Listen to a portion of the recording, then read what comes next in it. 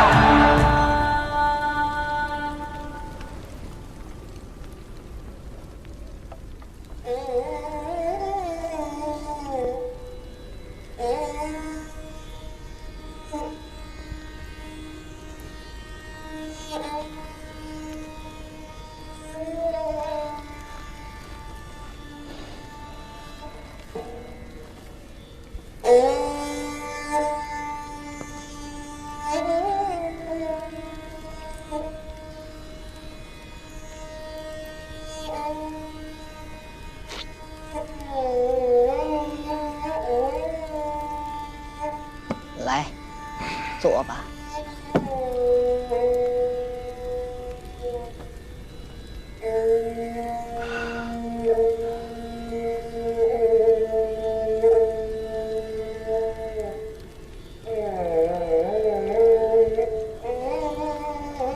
吴邪啊，你有没有要告别的人？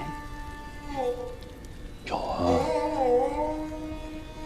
有奶奶、爸妈、二叔、三叔、小花、秀秀、瞎子、老魔，还有那个胖子。看来啊，你是一个幸福的人，也是个让人不省心的人。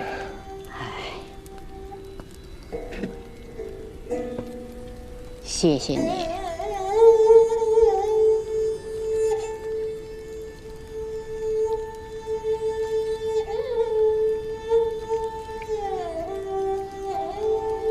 明天的行动，不管成与不成，你和张起灵都一样，永远是我们银沙罗的朋友。一定会成功的。我一直都想问你，张起灵为什么选择你替他来毁掉藏海化田？可能是因为他没有别的选择了吧？我觉得不是。你们的眼睛里有同样的东西。这次的责任可以不由你们来承担，但是你们选择了承担。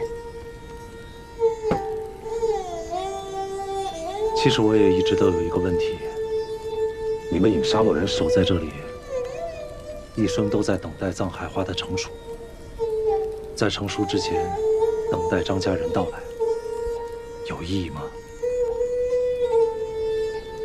阿莫，我要吃肉。哦，来，坐吧。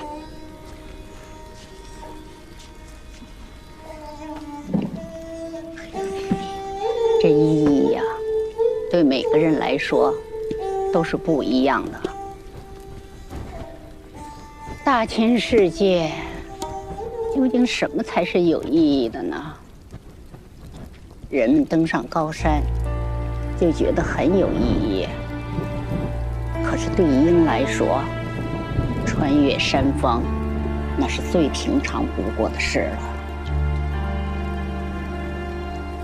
你看，那座造起精创的石头，那一定是最先存在于这个世界上，后来被发现了。这些石头可以盖房子，可以打磨成工具，甚至可以雕塑成人的信仰。很多时候，不是因为有意义才去做一件事，而是做了这件事，才找到了真正的意义。你在想什么？我在想，如果这些年我没有执着地去追寻那些秘密，我的人生会不会有完全不同的意义？人生无法倒退，所有的机遇皆是必然。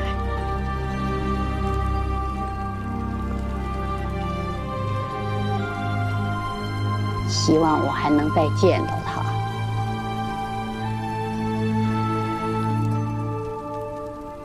我也希望。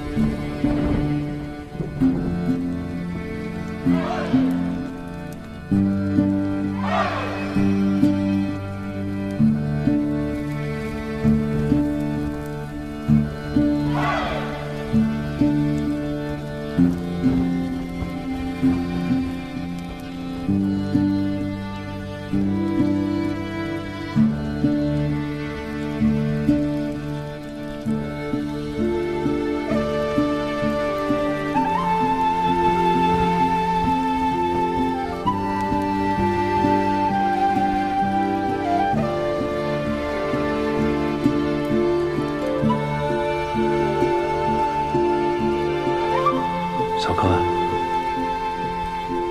明天我就要去组织暴风了。青铜门还不知道有没有机会去接你，我尽量吧。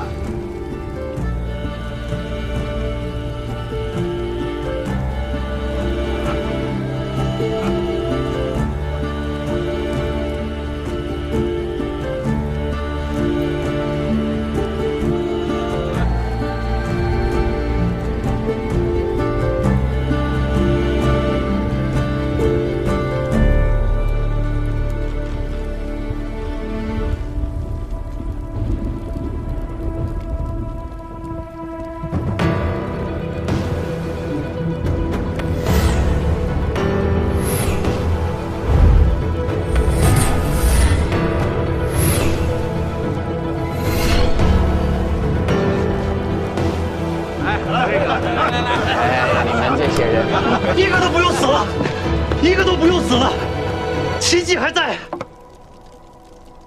你喝醉了？当时在青铜工厂的墙上，发现了小哥留下的这个符号，我就一直在想，它到底是什么意思。直到刚才，我终于看懂了，它不是一个符号，这是小哥根据青铜工厂的结构绘制的一张简化图。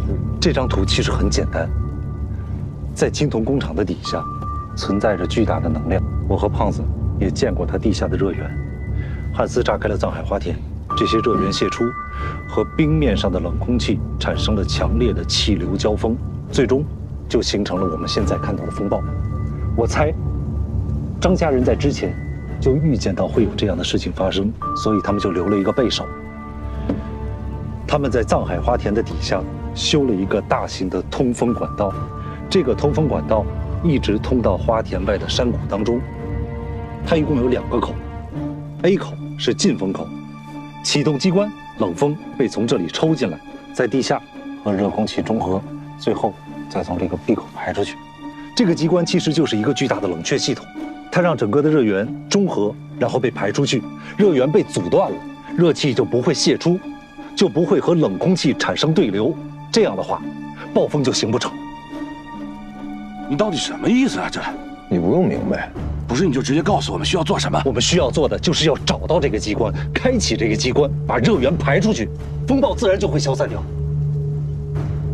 你能肯定，只要能启动机关，就一定能解决暴风吗？这个机关至少也有上百年了，我不能肯定，但这是现在唯一一个既能解决风暴，又能让所有人都活下来的办法。如果不是看见你眼睛里的神采，你现在说这些，我认为你是胆怯了，要逃跑。但是，我相信你说的是真的。我们2套计划同时进行，如果这个机关能够成功的话，固然最好；如果它要是失败了，我们就要按原计划进行。老冯，你是科学家，开机关的事情交给你去办。不行，我这是生物学家，这件事还是需要你自己去做。敢死队的队形已经定了，我必须要在。既然组长已经留下了开机关的提示，这里的人选当中，你认为还有谁比你更了解组长的做事方式？敢死队的这件事，我可以替你去，而且如果你成功的，我们这个备选方案都不需要的。可是只有我知道如何带领大家在风暴中前行。这事儿我可以去办，但是打开机关这事儿必须得你办。胖子，千真，你不用多说了，我知道你什么意思啊。但我觉得海杏小姐姐说的对啊，开机关这件事，在这儿没有第2个人比你更合适。我们敢死队白练了，随机应变我们行。再说了啊，我在，就等于你在。还有老冯呢，是吧？别把科学家不当回事儿，人家刚才一口气儿吃了4个饼呢，是吧？说了你们这个饼到底是怎么做的？都没吃饱了。吴邪，没有时间了，这里只有你能做，其他的就交给我们吧。好，按照原定计划，我们10点钟出发。我去开机关，如果没有成功的话，我就马上赶回来。你和胖子先替我顶着。这件事情只能我一个人去做，其他所有的人做进暴风的准备。如果时间到了，不管我有没有回来，都准时出发。好，别那么紧张，2个小时呢，开个机关富裕。别忘了你是建筑系的高材生，不是给你压力啊。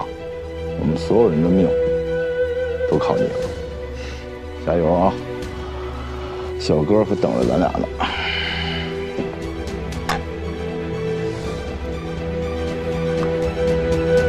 早晨你们。张西蒙。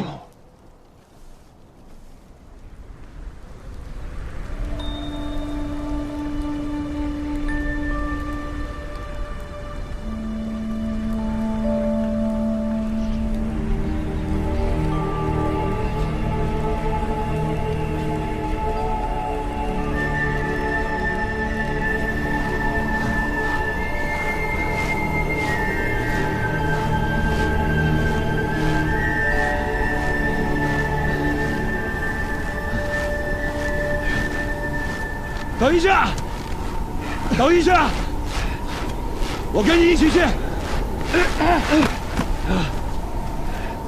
你干什么来了？我跟你一起去，我已经留了字条，就算是咱们不能安全的回去，也会有其他人把暴风的消息带出去的。可是你身上还有伤。不用担心我，虽然我进不了阻止暴风的队伍，但是走路没问题的。走吧，来不及了。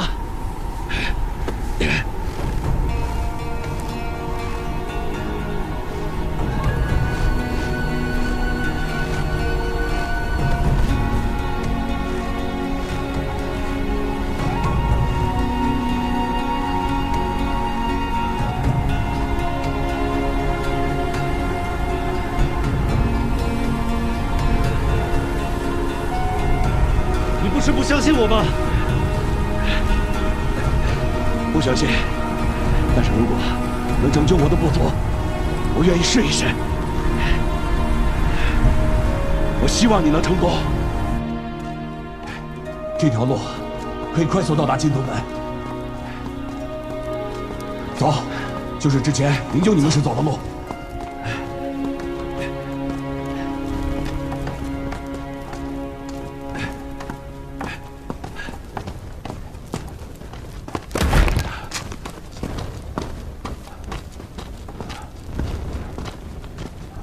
那边。好。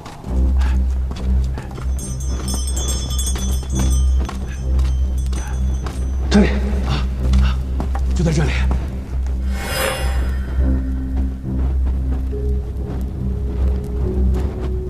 就是这个，小哥留下的标志。小哥这幅图和里边的结构位置关系几乎都一样。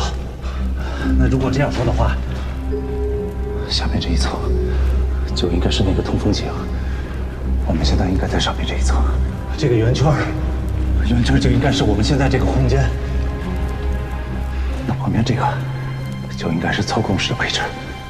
所以说，这里确实是一个引导热源的装置。是。太好了，操作室就应该在那个方向。啊，走，太好了。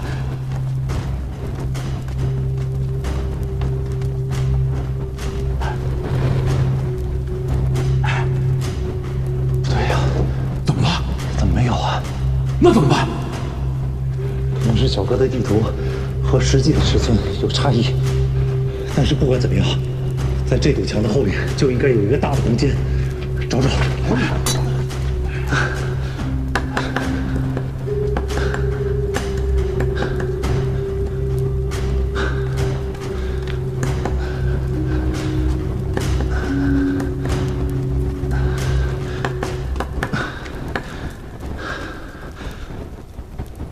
银丹，哎，怎么了？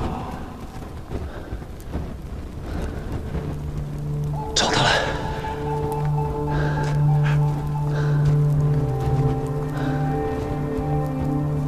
应该就是这里了。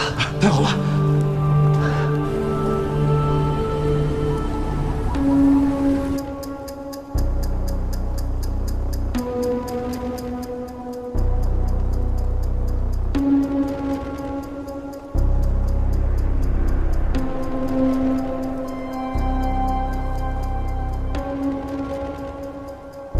时间差不多了，我们该出发了。着什么急啊？到时间了吗？就出发。去查看一下。是。这个时候，天津肯定到了青铜农场了，没准问题马上就能解决。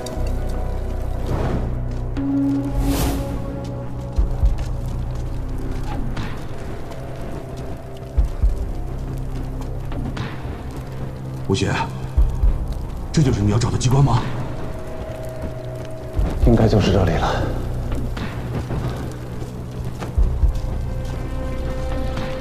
启动这个就能消灭风暴，那我倒要试一试。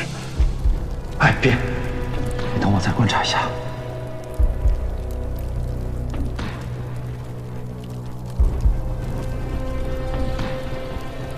哎，吴邪，你过来看。这个墙上画的是什么？乱七八糟的。这个墙上面画的，应该就是这个装置的施工图，描述了这个装置的结构，还有它的启动方法。我们猜的没错，这就是一个巨大的风扇系统。我们刚才看到的这个，就应该是总开关，它通过齿轮组连起了启动装置，还有传动装置。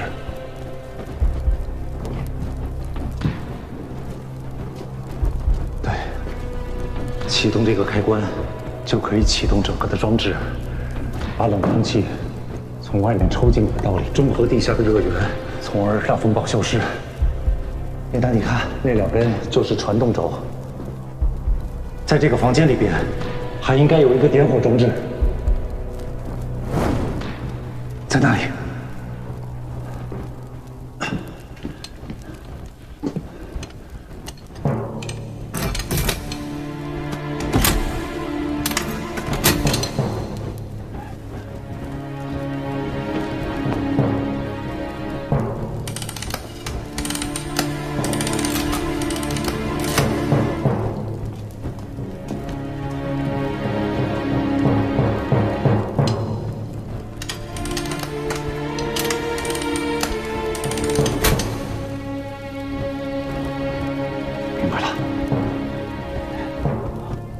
发条，让它们可以连接在一起，只要点火装置能让异族齿轮启动起来，我就能够找到办法。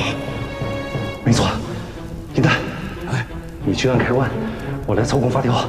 来，好，准备好了吗？好了。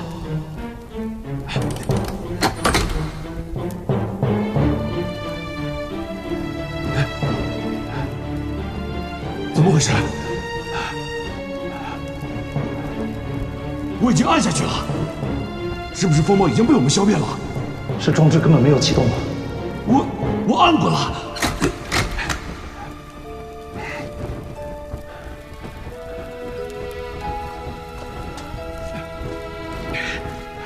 是不是点火装置失灵了？怎么样？好吧，来。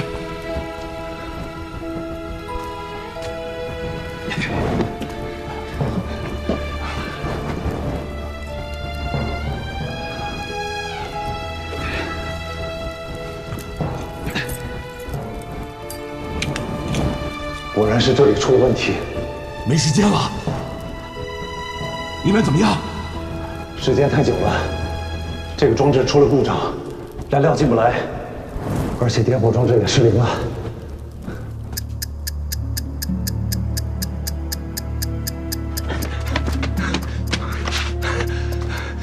风猛没有消失。通知大家准备出发。既然里面的装置坏了，我们就自己找动力。这里的动力是靠燃烧产生的，爆炸依然能够产生动力。只要这个动力足以推动活塞，让整个的齿轮运转起来，我就有办法让两个系统连接到一起，驱动整个的系统。但这个空间必须要是密闭的，这样爆炸的力量才能全部作用在活塞之上。来，帮我一下。好，来。先看看这扇门是否能合上。能合上的话，一会儿再开个缝把火扔进去。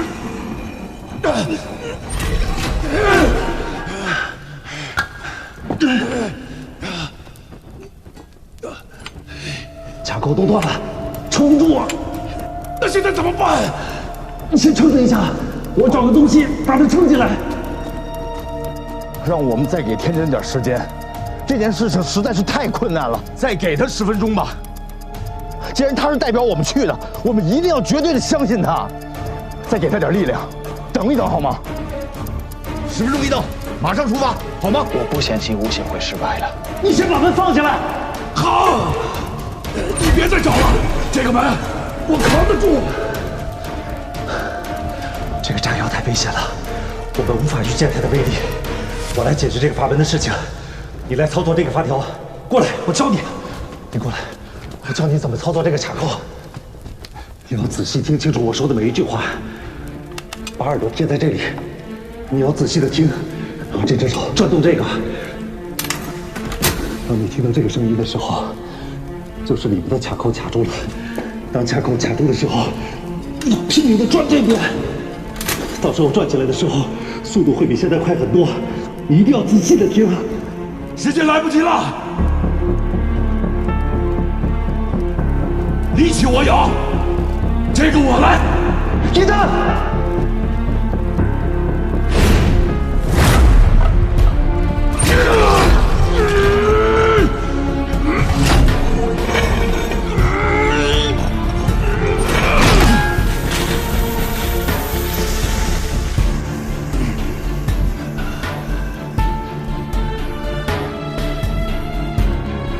吴邪。这次你不。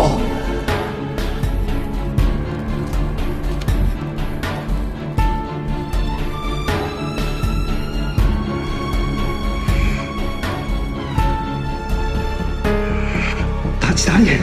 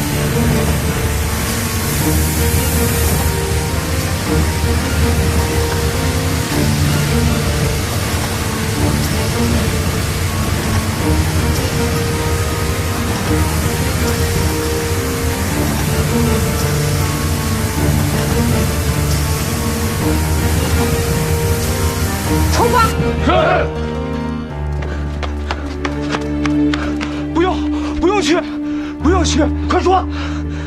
风暴没有了。老冯，走。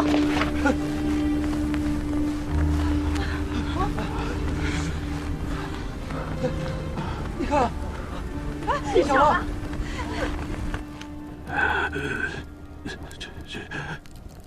成功了，成功了！我就知道，你一定会成功的。走，咱们回家。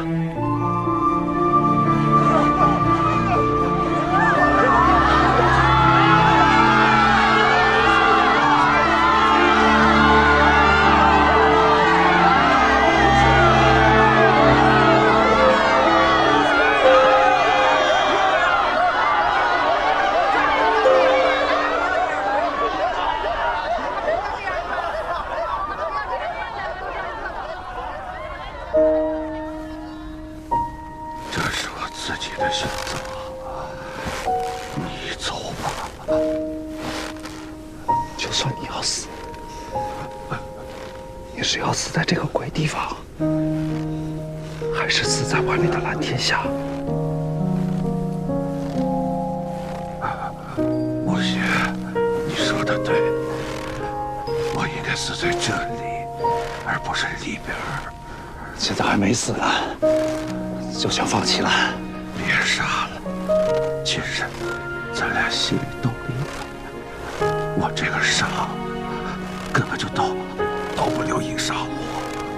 吴邪，你有你的路要走，我也有我自己的归宿。没什么路不路的，路都是人走出来的。天好蓝啊！你放我下来。怎么了？放我下来。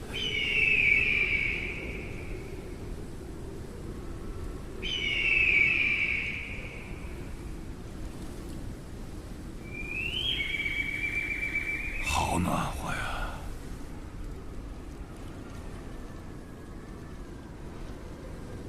好久没有看过那么漂亮的天空了。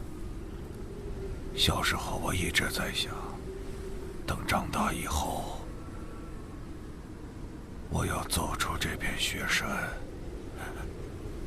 要去看看更广阔的天空。但我现在，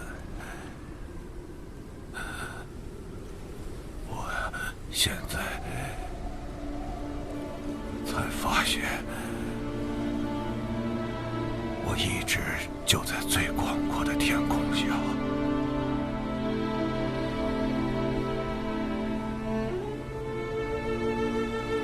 天地的广阔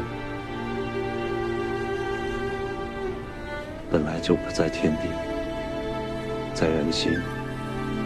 你手握住了这片天空，放心吧。谢谢你，千万要记住，等将来有一天，你再回到这里的雪山，千万要记住，记着，记着，一定要带上酒。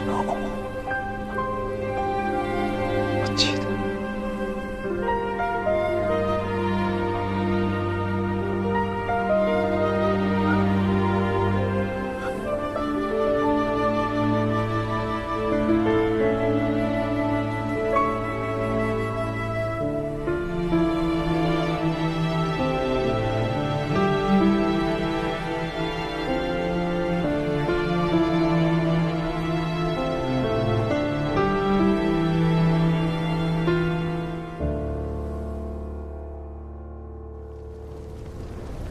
来，在今晚这个欢聚的日子里，让我们大家举起酒杯，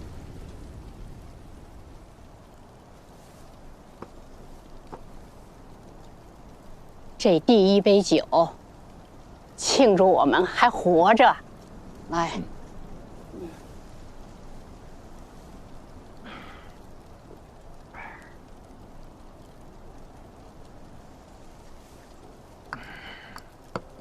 小多西，这是银丹哥哥的刀。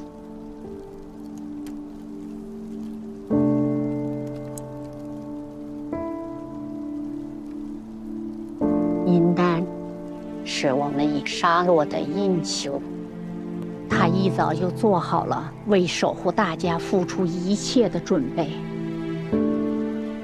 就让这把刀带他留在这里，永远带印沙洛铭记。这第二杯酒，敬我们的英雄银丹。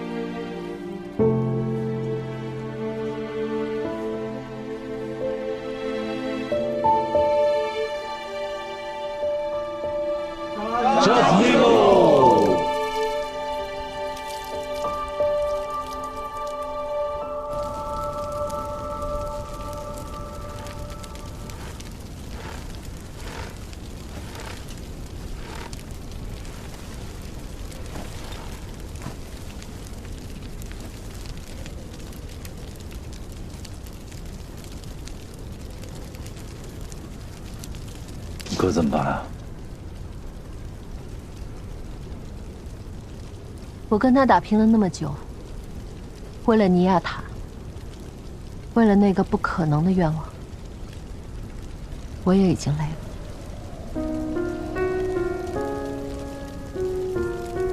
我也不知道可以怎么办，只希望他可以想通回来。我觉得很难。跟你说明白话，我不会原谅他的，他也不会原谅我。下次我再见到他，我肯定弄他。也就是现在，你会站在我这边，咱俩能心平气和的好好说说话。过了明天，你很难再站在我这边。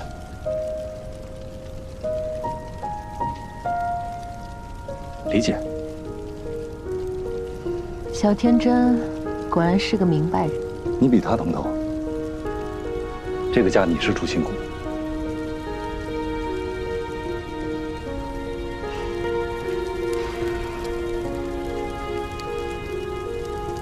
说这些都已经没有意义了。以后各走各的路，但求开心，不后悔。我还是那句话，以后要学着对自己的生活负责。对了，我之前一直没有时间跟你说一个事儿。这是我哥给我的，组长的最后一份卷轴。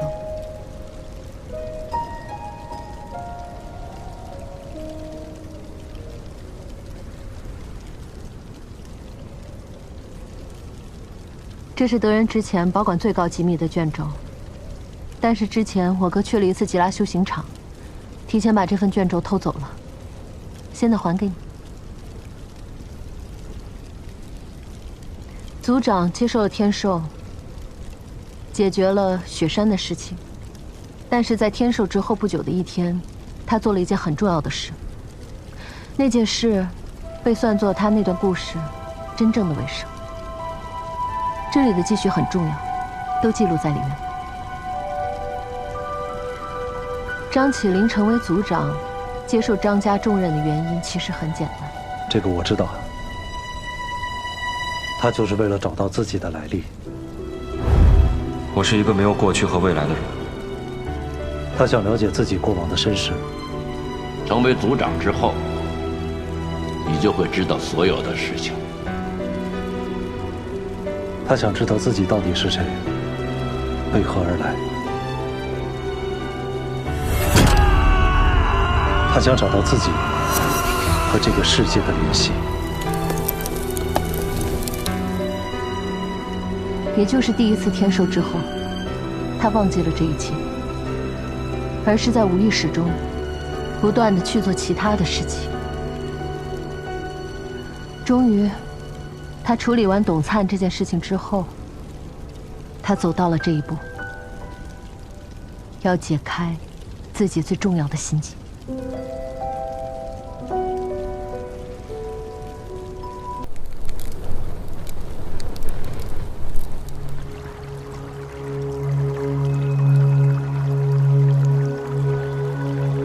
小哥在完成任务的过程中，突然有一天，脑海中浮现出了一段与他身世相关的记忆。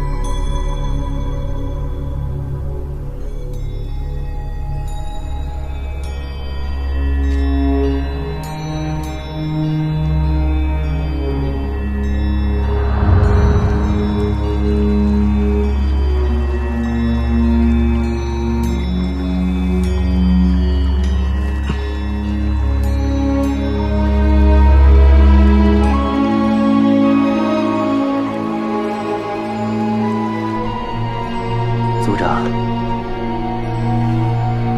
您已经什么事情都不记得了吗？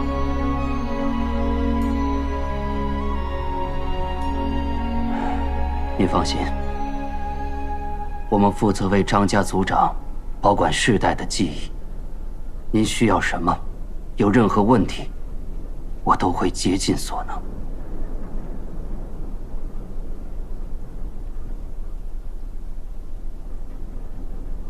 我要见白马。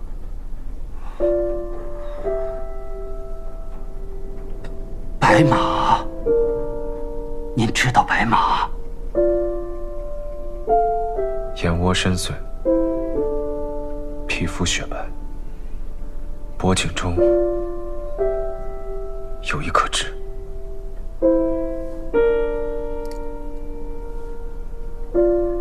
您怎么会知道白马？怎么会知道他的长相的？又怎么会突然想起来要见他呢？我做了一个梦，或许是天寿里的内容，也可能是以前的执念。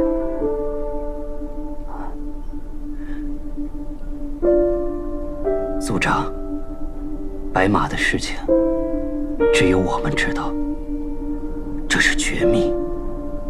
白马10年前来到修行场，是为了等一个人，那个人是他的儿子。我也是刚刚知道，您就是他的儿子。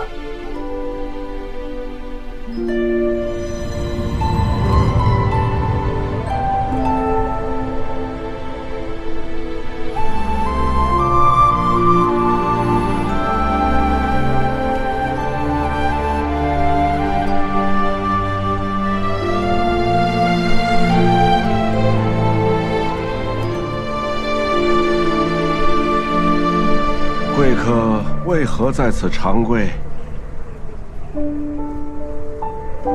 大师，我有一事相求。何事？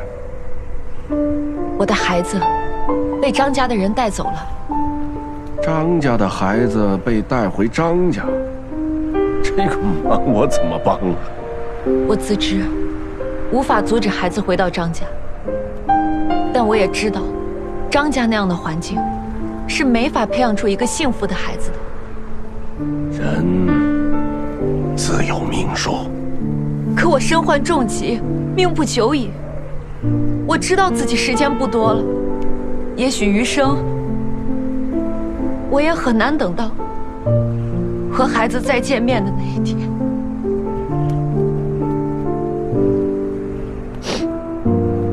我听说大师们知道藏海花的秘密，我想请大师们用藏海花把我封存起来。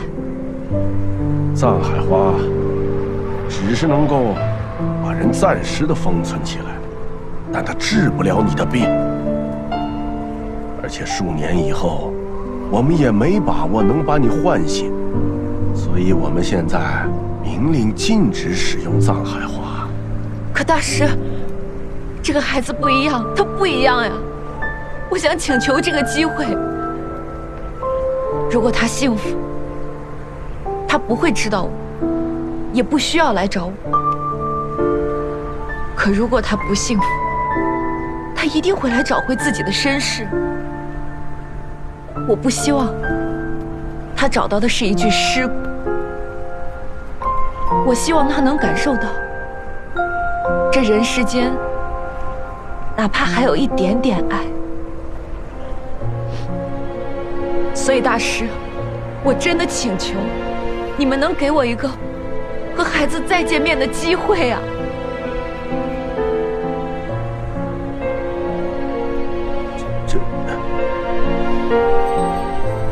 不行，大师，不行，大师。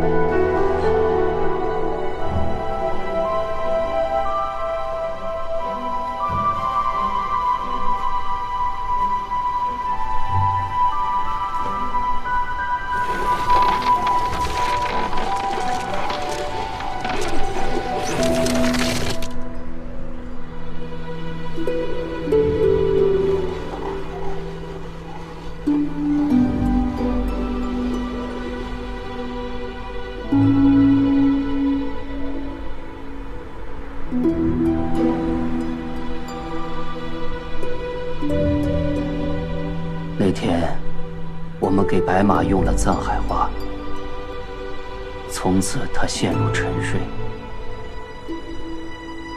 白马以自己的不得安葬，给儿子留下最后一份安慰，等待儿子的到来。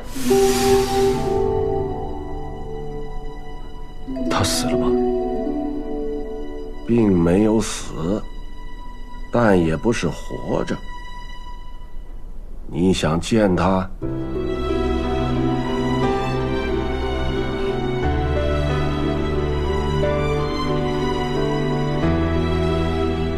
你就如一块石头一般，见与不见，没什么区别。那院里边有一块巨大的原石，你去雕琢它吧。心里有什么就去雕刻什么。等到那块巨石被雕刻成型以后，你就可以见到白马。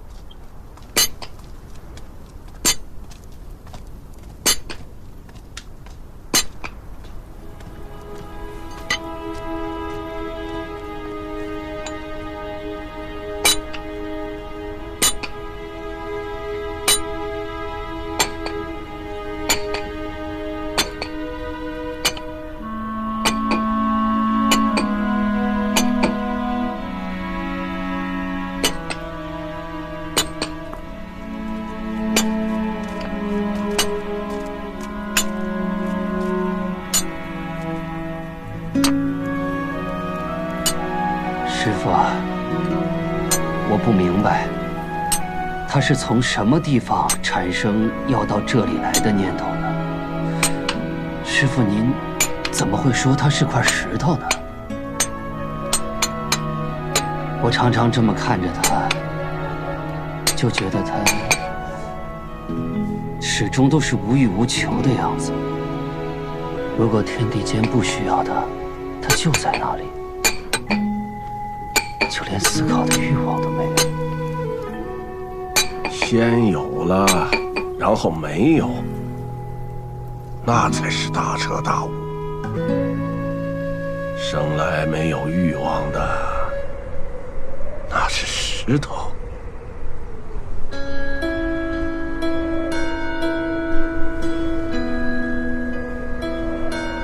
你不该是块石头。我该让你母亲感觉不到你的存在，要学会想，要学会想念。生是你母亲的第一份礼物，这是她最后一次送给你的礼物，那颗被他们遮蔽的心。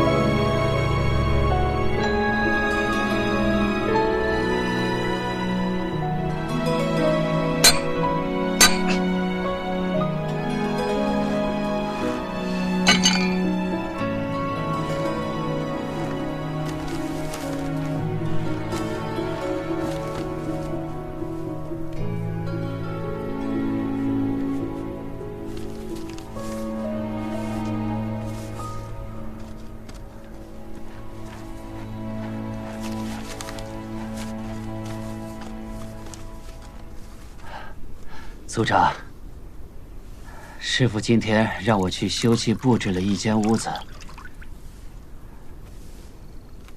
白马会被送到那里。恭喜你！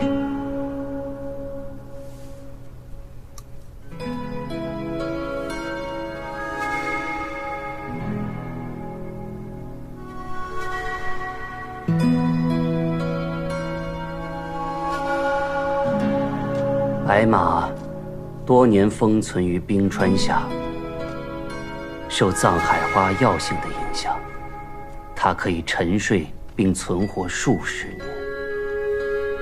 我们与他约定，当他的儿子来找他的时候，我们便会将他带出来。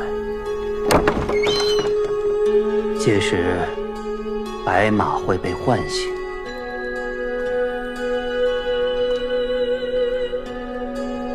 虽被唤醒，但他的感官大多失效，他看不见，听不到，也不能说话。但白马知道，他的儿子就在他的身边。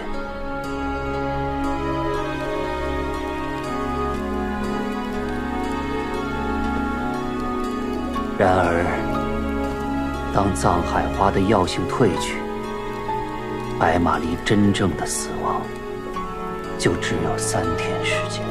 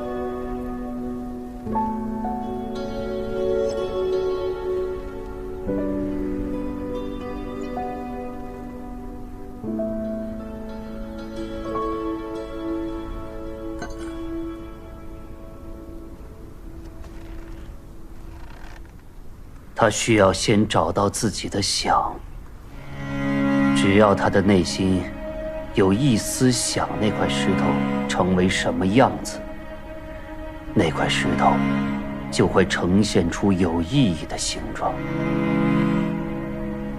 到了那时，他有了心，才成了人。他母亲对他的牵挂，才落了地。人出生时本没有心，所以谁也伤害不了的。但人一旦有了心，世界上任何东西就都可以伤害的。所以，我们让他有了心，只是为了能更好的伤害他。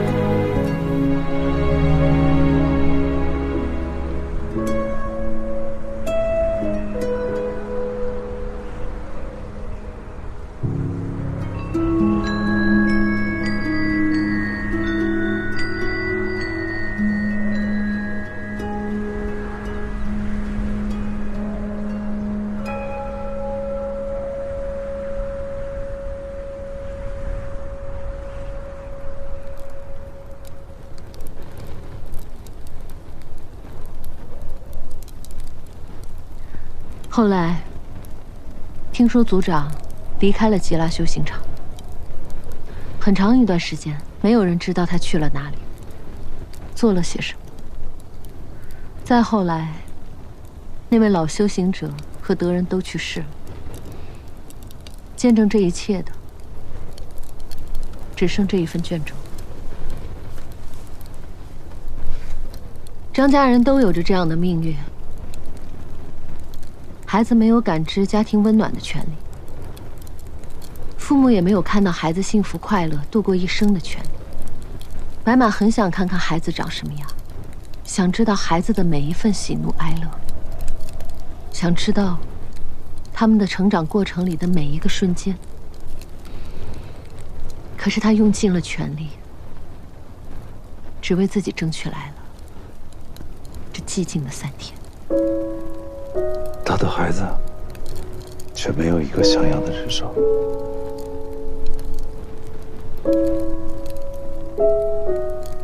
将来我会陪他解决掉所有的问题，让他过上平凡人的生活。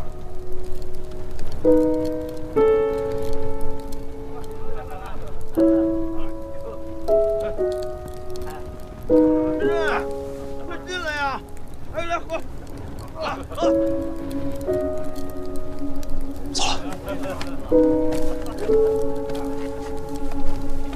干了。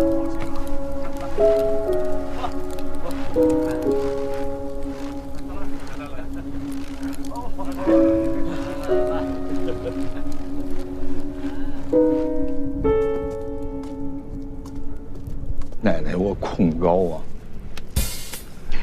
那游乐场那翻滚过山车您坐过吧？那人这嗷嗷的，我都不知道图啥。你说那外面那大风刮的，谁不害怕？哎，你还的！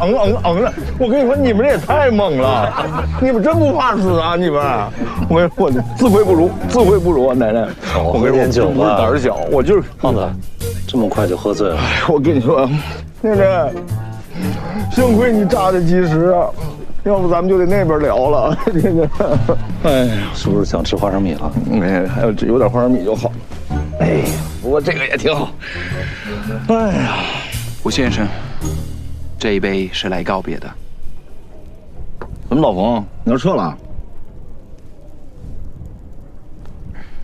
事情已经结束了，我要回去。天亮以后我就走了。回去之后有什么打算？我打算回学校，重新去大学教书。挺好。就这些吗？还有。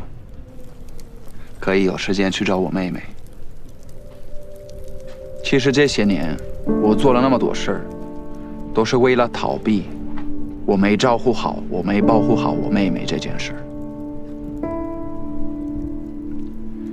但是无论我在做多少，这件事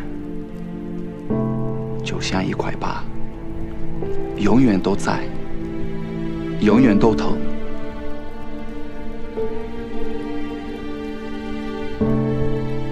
吴先生，后来我见到你的时候，我也明白了，灾难的情况下，再差的结果，就有面对才能改变。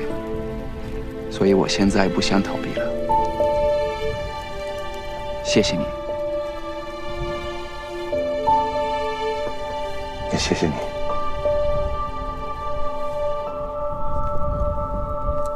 潘烨，也谢谢你。帅！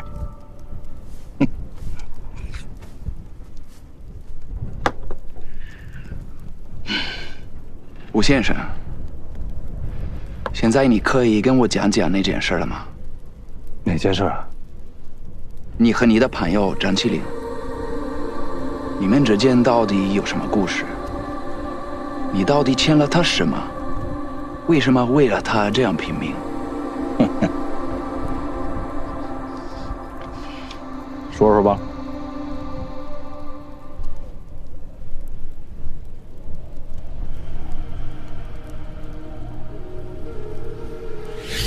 当年，小哥见过了自己的母亲之后，继续他履行族长使命的漫长旅程。他忍受着频繁的天寿、失忆，到处奔波，跟人夹喇嘛。进入各种危险的地方，去查一些自己都不知道缘由的事情，并且过一段时间都要回一次青铜门，一守就是10年。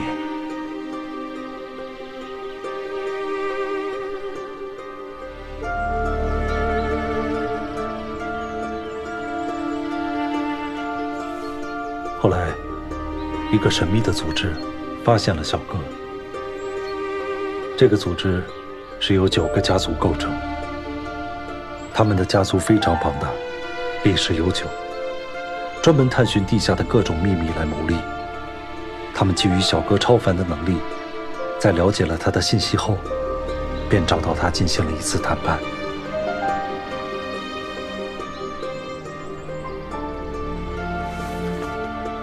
这个组织提议让小哥替他们做一件事情。只要这件事情完成，他们就会派人进行严苛的培训，轮流替小哥守青铜门。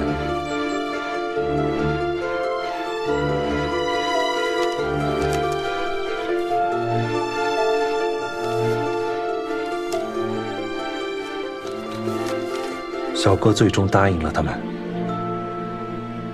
小哥开始帮那个组织做事，而因为一些机缘巧合，我被卷了进去。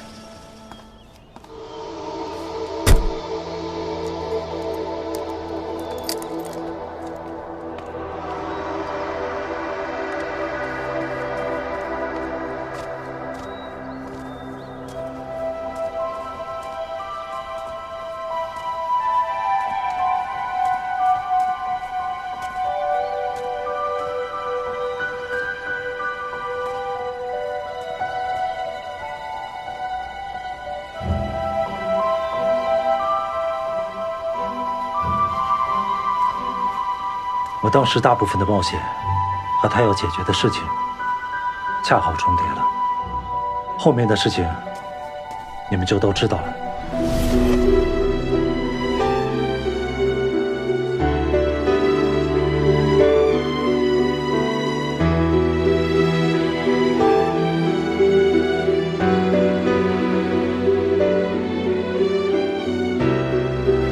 你们冒险的事我倒是听说过。只是没想到张青云的背后有那么多前因后果。虽然我们是兄弟，但是我也觉得亏欠他很多。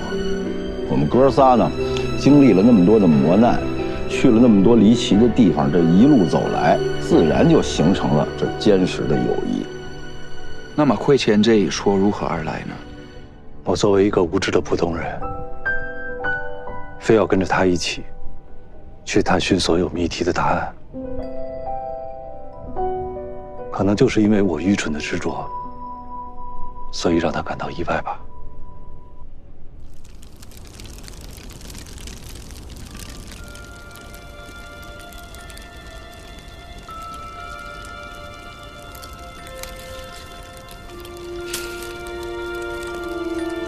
吴贤，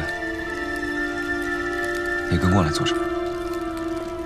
其实你不应该卷进来。你三叔已经为你做了不少事情，这里面的水不是你能趟的。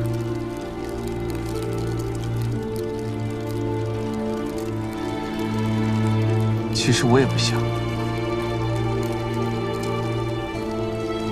我的要求很简单，我只是想知道这到底是怎么一回事，我就心满意足了。可是呢？可是偏偏所有人都不肯告诉我，这趟浑水我不趟不可能。那你有没有想过，他们不想让你知道真相的原因呢？我没想过，也不知道往什么地方去想。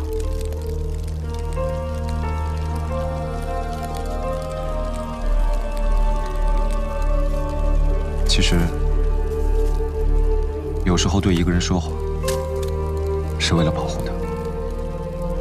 有些真相，也许是他无法承受。能不能承受，那得让他自己来判断。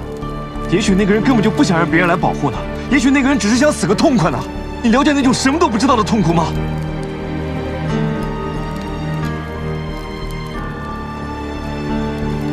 我了解。而且比你更了解。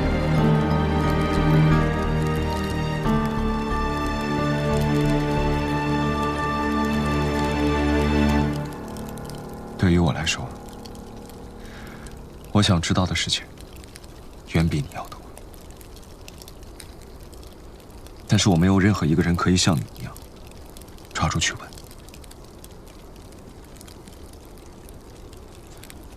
我是一个没有过去和未来的人。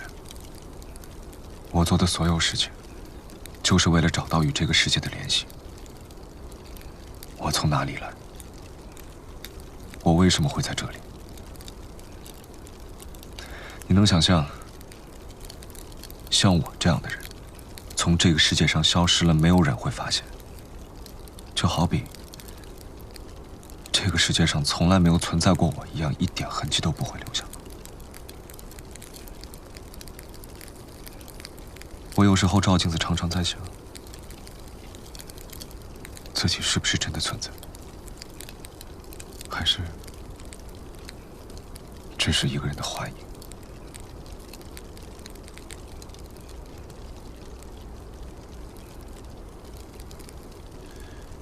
也没你说的那么夸张。你要是哪天消失了，至少我会发现。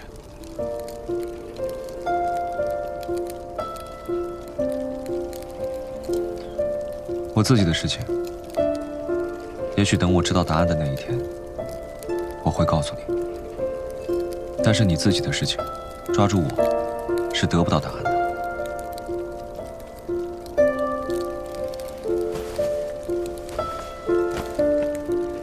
这一切对于我来说，同样是一个谜。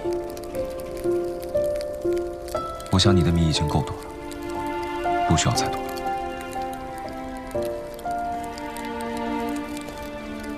能不能告诉我至少一件事情？你为什么会进到青铜门里面去？我只是在做汪藏海当年做过的事情。你在那巨门后面都看见了什么？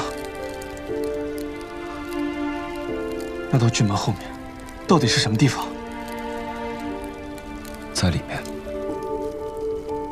我看到了终极，一切万物的终极。终极。另外，我是站在你这边的。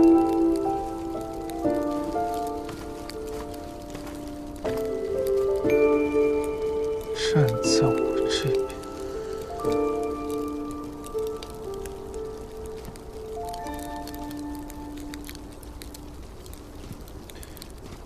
后来，在这些冒险终于结束的时候，小哥也完成了帮那9个家族做的事。他来向我道别了。我没有做好思想准备，也不知道接下来会发生什么。一切都完结了。我想了想，我和这个世界的关系，似乎能找到的，只有你了。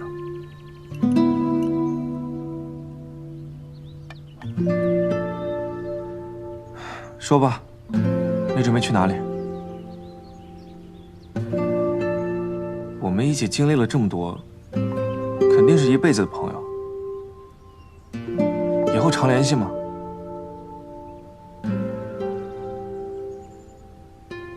或者你有什么需要，尽管向我开口就好。我吧，虽然不富裕，但是基本生活我还是可以支持一下你的。我要去三圣雪山。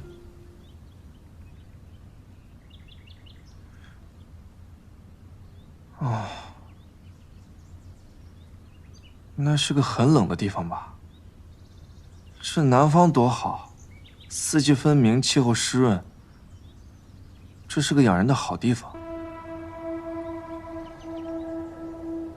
我只能去那里。再见。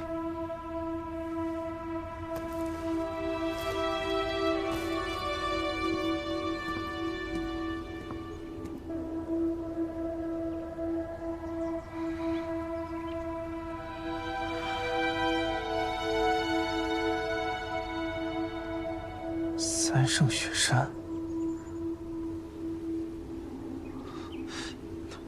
服务员结账。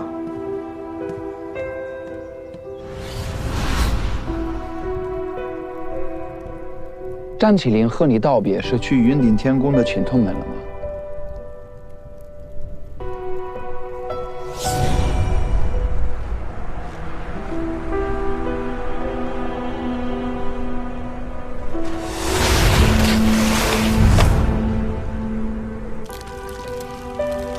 你不应该来这里。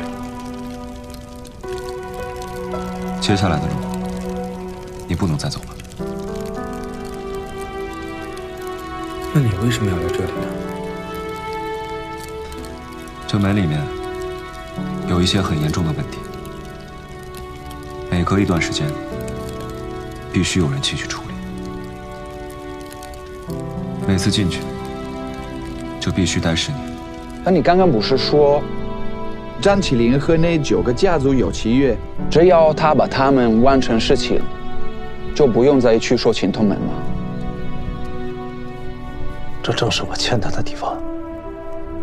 当时我追他到了北方的雪山里，也问了和你一样的问题。很多年以前，我和当时的9个家族达成了一个协议，我希望借助他们的力量，帮助张家共同承担这份义务。按照承诺，这9个家族中的人会轮流替张家守门，但他们之中没有人履行承诺。云顶天宫那扇门里，有比这里危害更大的东西需要解决。按照那9个家族的承诺，原本那个被选出来去守青铜门的人，其实是我。但他们从来没有培养过你，你进去就会死。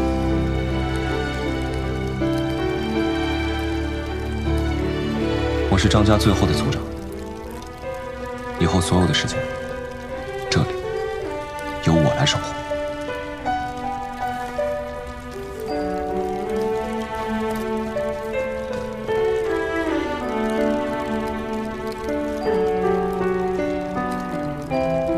既然你已经来了，我还是和你说，10年之后，如果你还记得我，你可以回到这里。也许你还能看见我。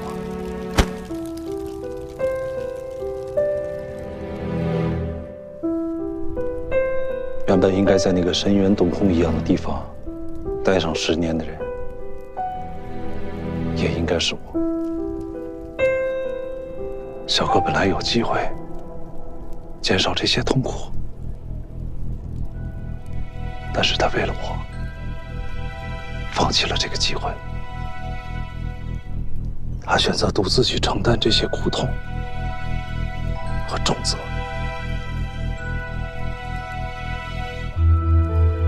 这就是我对他的亏欠。这样的友谊实属难得，也难怪你会这么拼命。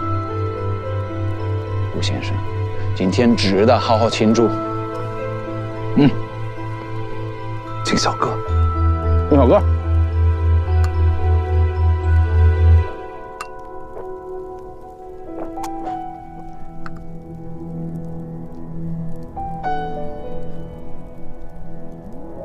明天呀，你们就要走了。